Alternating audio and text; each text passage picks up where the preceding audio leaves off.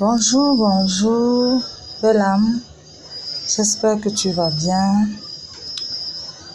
Voilà, je viens te faire ce post parce que il y a déjà quelques jours, j'y pense. Et aujourd'hui, je me suis dit, allez, hop, je te passe un peu cette question. Où comptes-tu passer ton éternité? Avec Jésus ou avec Satan? Parce que nous sommes à l'heure du choix. Tu sais, depuis un certain temps, partout dans les télés, dans les smartphones, dans les radios, on parle de la mort de soi-disant un leader catholique, un leader religieux, qui n'est tout autre que le faux prophète, c'est-à-dire un homme qui avait la posture de soi-disant communiquer avec Jésus, mais qui n'a vraiment jamais fait la volonté de Jésus. Lui, il a fait la volonté de Satan, celui-là qu'on appelle le pape François. Il a fait la volonté de l'ennemi.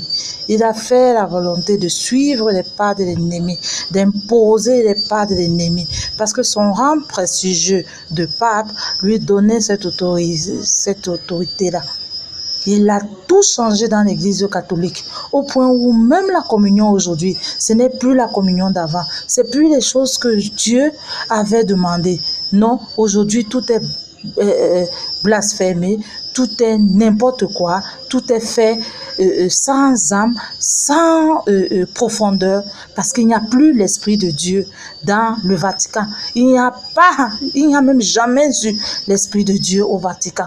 C'est l'ennemi qui règne là-bas, c'est Satan qui règne là-bas. Et cette prophétie disait que quand le pape mourra, alors ce sera l'heure des grandes austérités, ce sera l'heure des pleurs et des grincements de dents, ce sera l'heure du châtiment de Dieu. Donc sache que le faux prophète est dans le monde et que les choses vont donc s'empirer.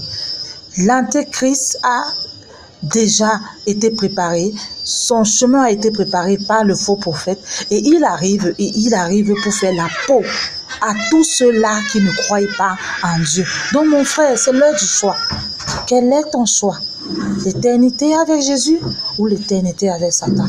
Fais le bon choix, choisis Jésus. À partir de maintenant, fais tes prières, réconcilie-toi avec Dieu, lis la Bible, mais cherche la vérité en Jésus, cherche l'amour de Jésus, cherche à être proche de Jésus. C'est en ça que tu trouveras la fidélité de Jésus.